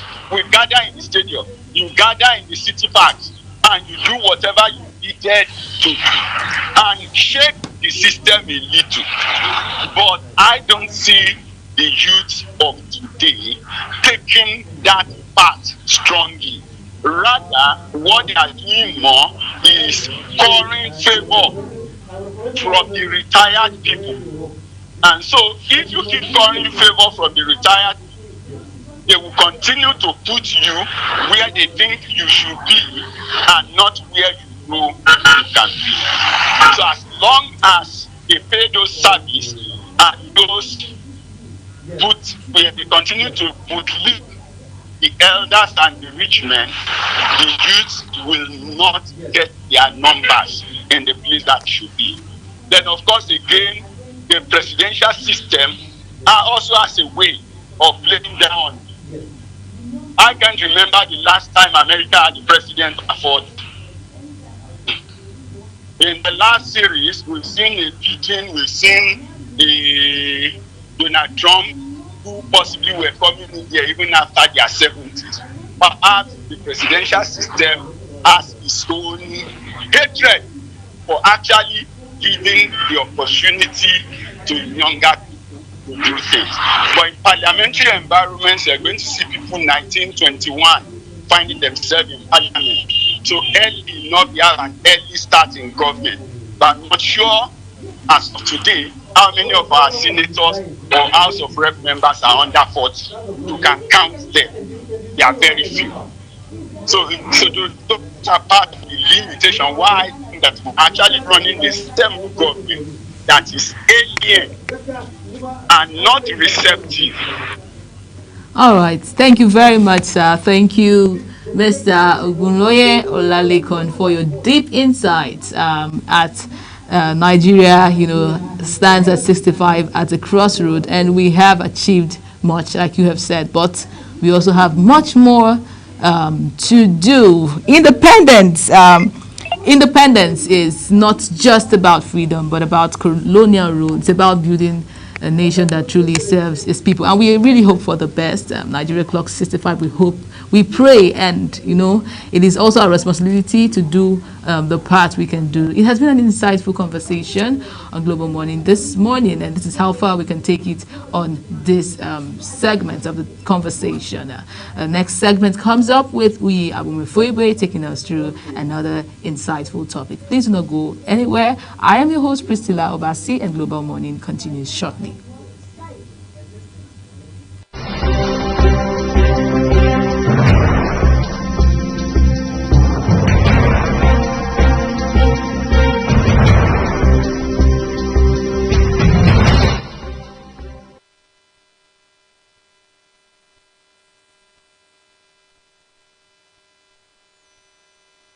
Nigeria at 65, a nation rich in culture, heritage, and resilience. From the banks of the River Niger to the hills of Jos, from the bustling streets of Lagos to the peaceful plains of Sokoto, Nigeria stands tall, united by hope, straightened by diversity. 65 years, the green and white flag rises high, a symbol of freedom, a promise of self-determination, a call to greatness. Through trials and triumphs, challenges and changes, Nigeria remains unbroken. Her people, bold, brilliant, and brave, continue to rise, innovating, creating, and shaping the future. The journey has been perfect, but it has been powerful. As we mark 65 years of independence, we remember the past, celebrate the present, and look forward to the future with hope. Together, we are stronger and united. Happy Independence, Nigeria! This message is brought to you by Global Television.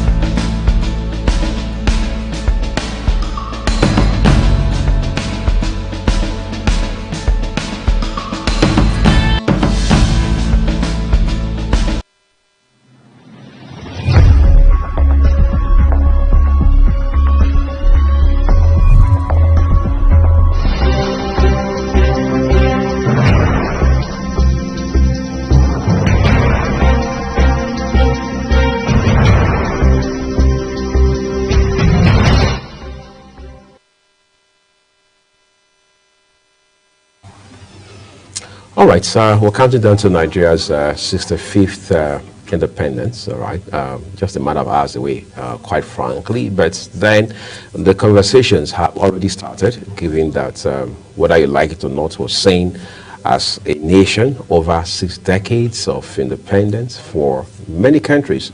That is something that is commendable, given that it means right from 1960, October 1st, Nigeria became an adult, so to speak. But again, 6+ decades down the line, how far have we come in different areas of our national development? So we're going to just drill down using this conversation as a special purpose vehicle, all right, into Nigeria's foreign policy the last 6 decades plus. How have we related with other nations, all right? What role have we played in the Committee of Nations, whether at the sub-regional level of the Economic Community of West African States, ECOWAS, or at the African Union, AU level, or if you like, the global community as it stands today.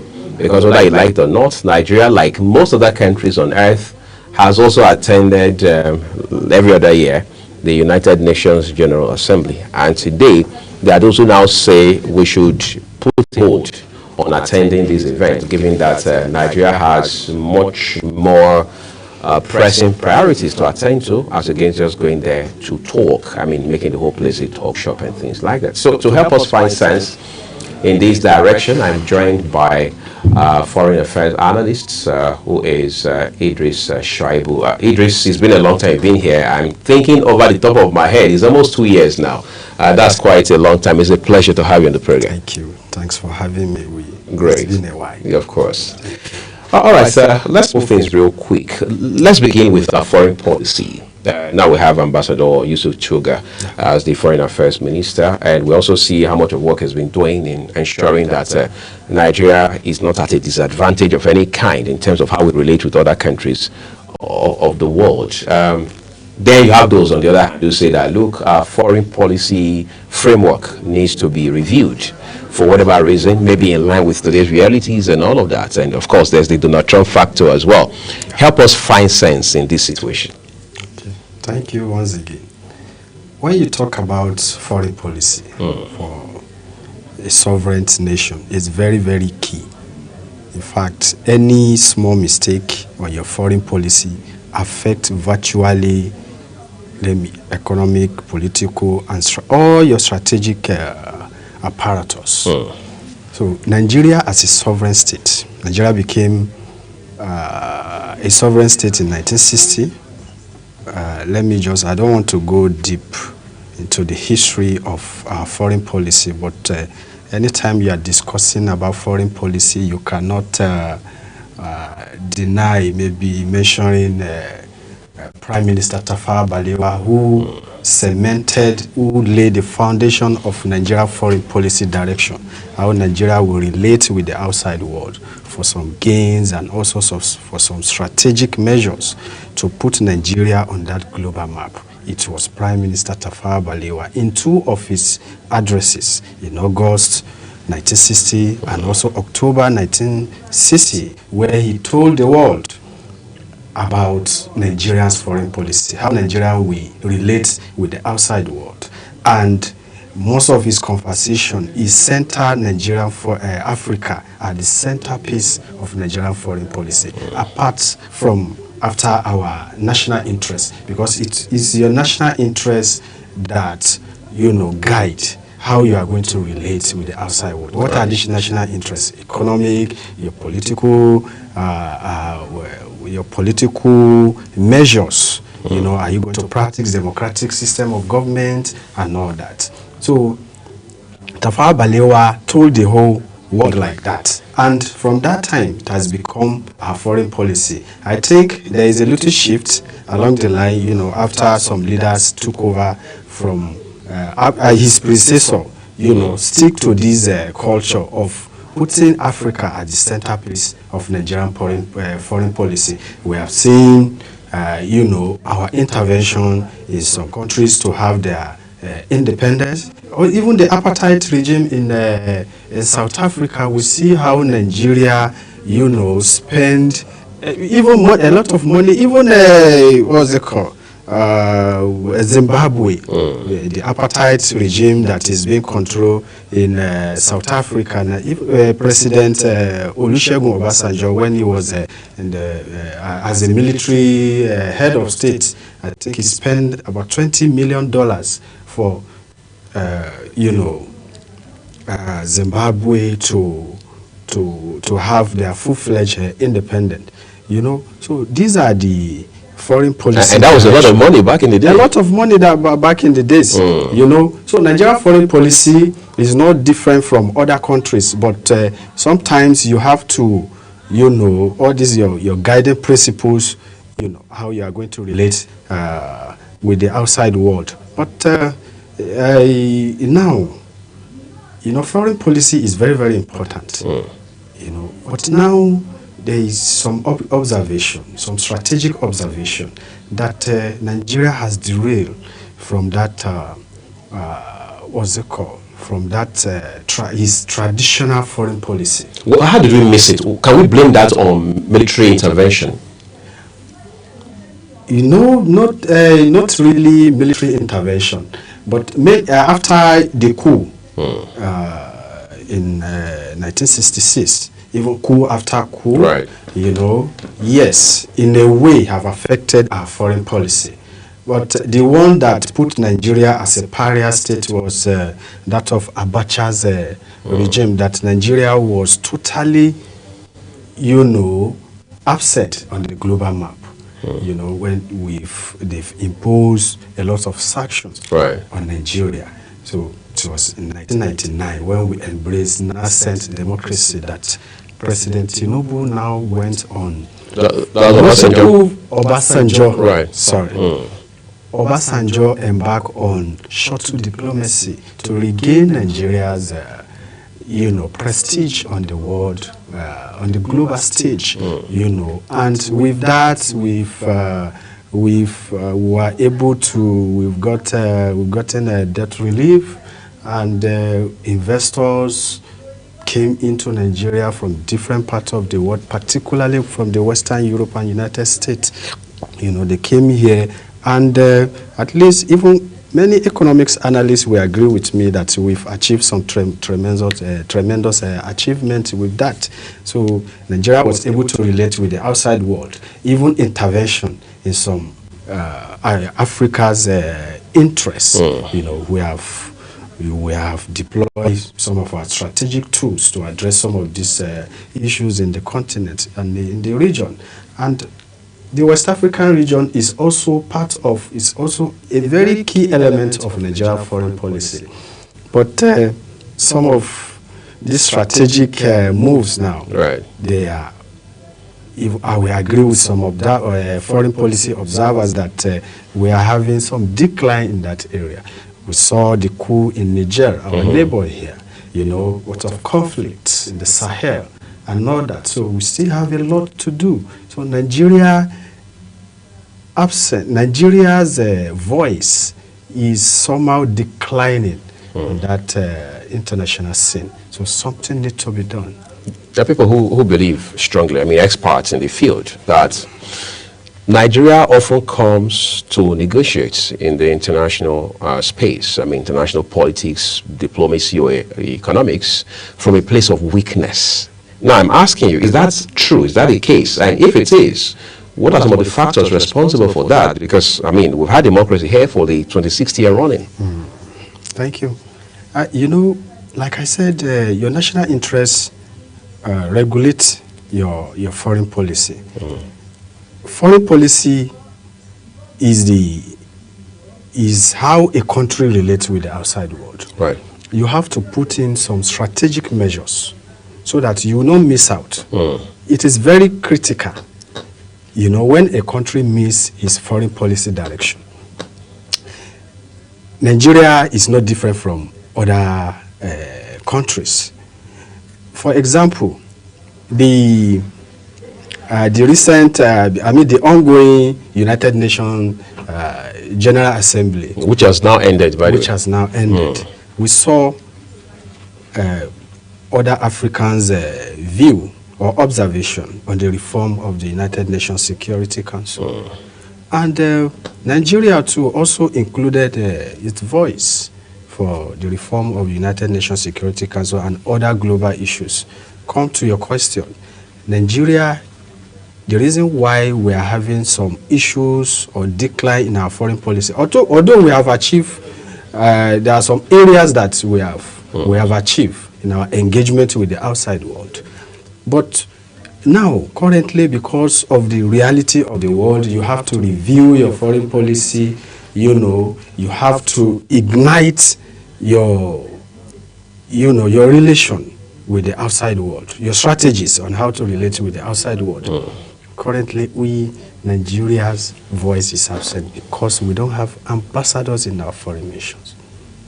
I think it's good to talk about that for a second. Okay. What are some of the factors that are responsible for that kind of stall or delay? Are those reasons valid enough?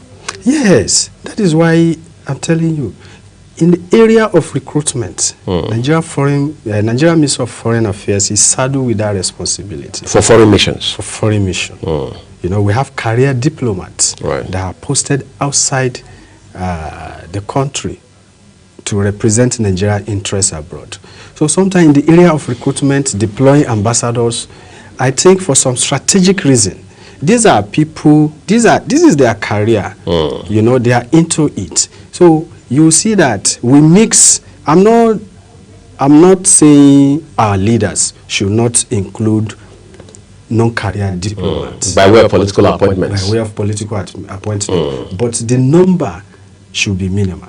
Right. We want to see career diplomats, their number should outweigh the non-career diplomats, especially the frontline missions. Right. UK, US, Canada, Australia, China. These are countries that our leaders, France, go there to woo foreign investors anytime they embark on diplomatic engagement. And also our political system. Some question human rights abuse, you understand? And also our political system. Some observers or analysts, agree that we still have issues on how we conduct our elections and all that. And again, one of the major factors is that we still stick to that non-aligned posture in our foreign policy. That we don't take sides. We don't take sides, especially when it comes to some sensitive global issue. Nigeria will say, Nigeria will just maintain that neutral stand.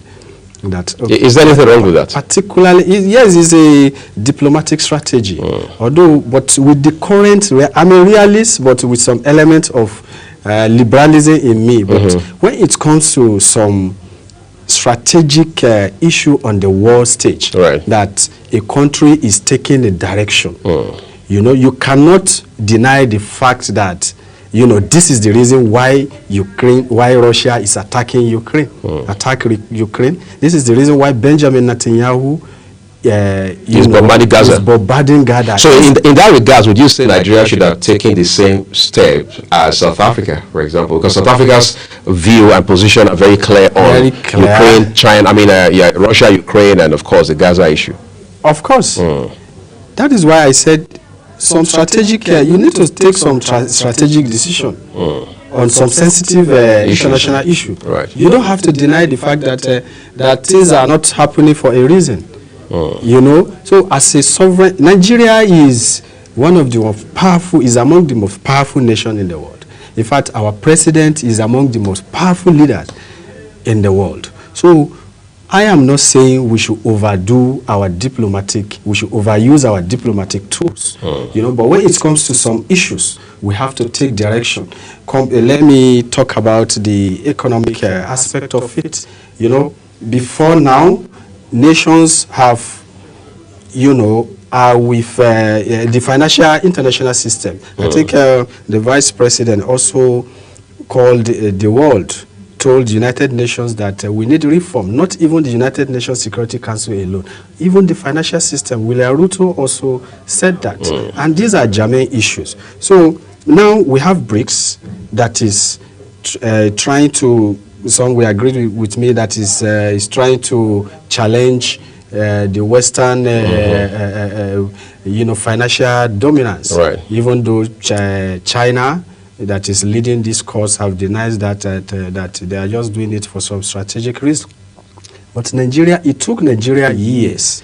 This trend in the global financial system, it took Nigeria years, to embrace these, to embrace BRICS, But when you look at BRICS, it has a lot of advantages on our economy. But now we saw Nigeria's interest. Nigeria is now an observer state. So these are the factors. You need to be sensitive on what is happening on the global stage so that you take your decision, you redefine your foreign policy in line with the global realities so that it will, bring goodies to your country and the outside world. And also you have a very strategic position on the world stage. When they are talking about countries, you also have that strategic voice. Nigeria was at the UNGA, like you mentioned. Of course, Vice President Kashim Shettima represented his principal, President Bola Tinubu. One of the highlights from his speech was requesting, some people say, he was demanding for Nigeria to have permanent seats in the UN Council, Security Council. Is that demand, is it enough to go to the UNGA in New York to make that demand? What more should we do if we really want to show commitment and show that we are serious about this? Thank you. United Nations General Assembly still remains the best platform to address global issues. Right. World leaders come there every year, every September, to address issues, to debate on germane issues. I think some of the issues that dominated the United Nations General Assembly a week ago was the war on Gaza, the Ukraine crisis, climate change, the reform in the financial system, reform of the United Nations Security Council. Right. United Nations Security Council is one of the most powerful organs of the United Nations. The reason why Global South, particularly African countries, and Nigeria included, are, telling the whole world, they are telling this world, the global body, consistently that we also need to be included in the permanent seat. Some of the conversation and issues that are, that are taking place in this that diplomatic table, the United Nations Security Council, most of them talk about African cause, African issues when it comes to conflict, for example. But you are not there at the table to tell your issues. Your issues have been discussed, and your issues have been discussed. And we are also part of the international system. We also contribute to the development of the world. We also contribute we pay our due to this global body. So, and most of the we have about out of the 65 United Nations peacekeeping mission, Nigeria was there about over 50 missions that Nigeria have taken. So these are the reasons why we also need to have that strategic position in the United Nations Security Council. In 2005, if I can recall, the Ezewole consensus that all African leaders agree that they should have 2 permanent seats in the United Nations Security Council. In the United Nations Security Council, we have 15 members. 5 are I think I've said it here, even in the different fora. We have 15 members, 10 are non-permanent, 5 are permanent members. They have veto. Even, for example, the war on Gaza, you can see that virtually all the non-permanent members and the permanent members, agree. The 14 members agree that there should be a ceasefire in Gaza, and also there should be humanitarian movement of essentials in Gaza. That Benjamin Netanyahu should stop the war, and there should also be a 2-state solution as the best way to stop the war, to address the conflict in Gaza. But United Nations, being a member, the permanent member of the United Nations Security Council veto. Russia too have veto several times. Even if you abstain as a permanent member, resolution cannot take place. So it was 14 against 1, and resolution on a sensitive global issues like that. War on Gaza. But up to now, you can go there, express your emotion, but that strategic, that political decision will not take place. But that should not also deny the fact that countries who have diplomatic potential not to amplify their voice for these seats. So Nigeria deserves a seat in the permanent in the United Nations Security Council, but you can't go there like that. What of your internal issues? Because when you are talking about for you to have a strategic position in this in the United Nations Security Council, it is your foreign policy, it is your internal issues, the design or how you are going to relate with the outside world. Right now, I've said it when we started that we for the past, let me just say, close to 3 years now, we don't have ambassadors in our foreign missions. President Tinubu and Vice President Shettima have embarked on some multiple international engagement, for the interests of Nigeria. And Tinubu's guys in the corridor of power told us that it has yielded some benefit, about $50 billion gains. But in investment. Yes, fantastic. Tinubu is aware of the global reality, particularly the economic aspect of it. Right. I give it to him. Very sensitive man. But you can't do that alone. You need this diplomatic technocrats in your mission, to take some certain diplomatic measures to achieve or implement some of this international engagement. Unfortunately, we don't have envoys in our foreign mission.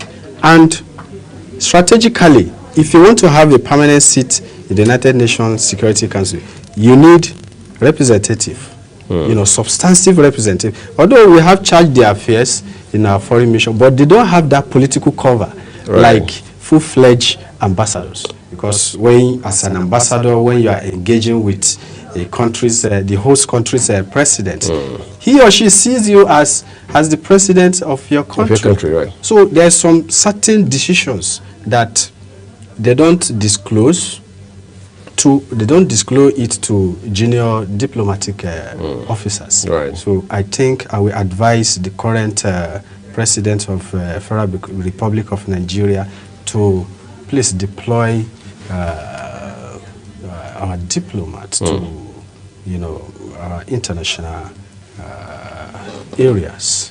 As we speak today, we realize that Nigeria is tilting away from the U.S. It seems to be tilting towards France a bit, or at some point, it's as if we're tilting towards China. But of course, we saw more of that tilt towards China in the days of late former President Muhammadu Buhari. Yeah, and there are those who are saying that. I mean, we've come 65 years as a nation, former British colony. Why is it that every time we have conversations like this, we don't say Nigeria is tilting towards Britain? Why is that the reality? It's because of I have said it before that your foreign policy, you don't stick to a particular culture. When Tafawa Balewa cemented our foreign policy, it was Eurocentric, and Africa as the centerpiece of the Nigerian foreign policy. But as the world is changing, you just have to understand the reality of the world and move with it. I think that is what Nigeria is doing. Nigeria is getting it right in that direction, but we need to do more. Yeah, as it stands right now, you and I, we are taught, especially off camera, about BRICS. You believe strongly that Nigeria should have been a frontliner as far as BRICS is concerned, but with aid, which was strategically an error on our part. As it stands right now, what more advantage? Is there any chance Nigeria can get any advantage in terms of membership of BRICS? Of course, particularly in the area of economic development, financial reform. You know, BRICS, they have their own bank now, New Development Bank, a replica of World Bank.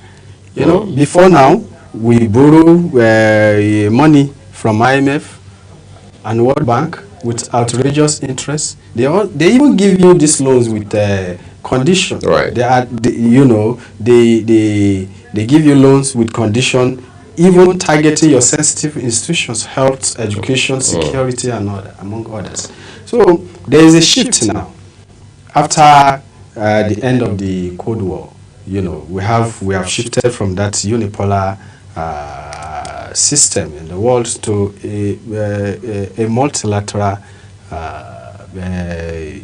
standard, a multilateral system in the world where you have influential actors that have influence on world stage are also taking some strategic global decisions. So we've had a shift. Yes, we're in a multipolar world now. That is why Nigeria got it right to also keen to embrace a platform, an economic bloc like BRICS, you know, in order to bring development to Nigeria and the African at large. In 1 minute, to wrap up now, in just 1 minute. So what are some things you think, from what you see, what you know, what you've heard, and of course what you've observed, that we need to take a second look at, and who knows, maybe review and re-engineer, if you like, in terms of our foreign policy structure?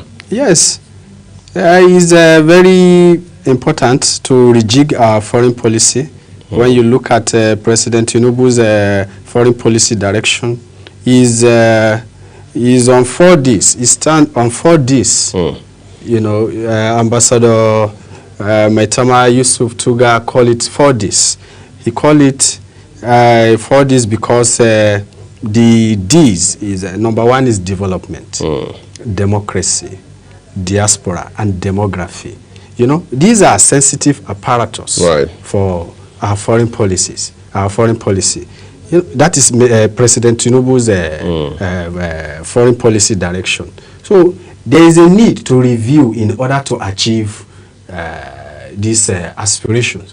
We have good number of Nigerians that are doing well in diaspora, medical doctors, engineers, businessmen, and all that. Let's encourage them to do more, to come and add value to the country. Demography, you know, it has been predicted that, Nigeria population will increase more, and our people will be needed, particularly in Europe, that the Western Europe, what is it called? Their population will reduce. Right. You understand? So, democracy, we also need to reform. We have to do more in our electoral system and also human rights. So those are the key areas that we need to rejig or redefine our foreign policy, in order to move on with the current realities of the world. All right. Thank you so very much, Idris Shaibu, Foreign Affairs Analyst, for coming to share these very valuable thoughts and insights with us on this 65th independence anniversary of Nigeria. The countdown has begun, but here is where we're leaving this conversation. Everyone, when we return, it will be time for my colleague Priscilla Abasi and I to end the show for you. Let me say happy independence to Nigeria. Thank you. God bless Nigeria.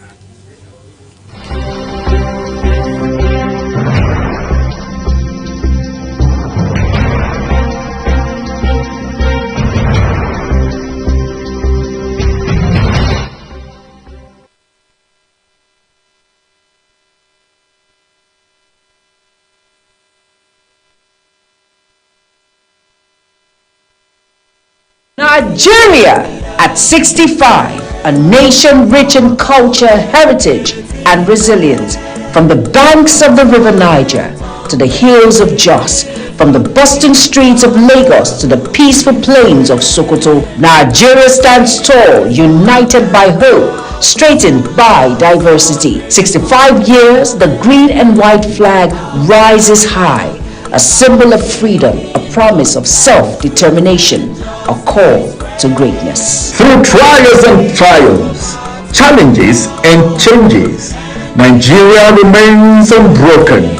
Her people, bold, brilliant, and brave, continue to rise, innovating, creating, and shaping the future. The journey has been perfect, but it has been powerful. As we mark 65 years of independence, we remember the past, celebrate the present, and look forward to the future with hope. Together, we are stronger and united. Happy Independence, Nigeria!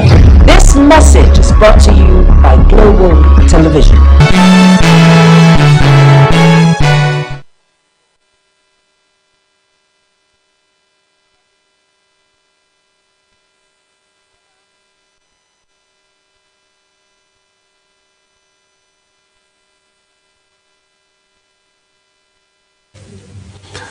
Well, 65 years of independence, democracy, 26 years in between. It can only get better. Yes, we can talk about the challenges and all the issues in between, but we're here now. Let's continue to look at ourselves in the eye, tell ourselves the truth, and find all of the energy to deal with the problems that we grapple with as a people, as a nation, and as a government. Yeah, absolutely. We don't have any choice. The only thing we can do right now is hope and trust. Right. Yeah. Okay, so let's combine those, hope and trust. We have Priscilla to thank for that recommendation. But this is what we're living the program. A quick reminder that the views of our guests across all our programs, including here on Global Morning, their opinions and the newspaper headlines we do bring to you, just as published by their respective publishers. Global Television or the team on Global Morning does not add to or influence these headlines or their contents. I am Uyi Agmofwebe. And I am Priscilla Obasi. Have yourself an amazing day.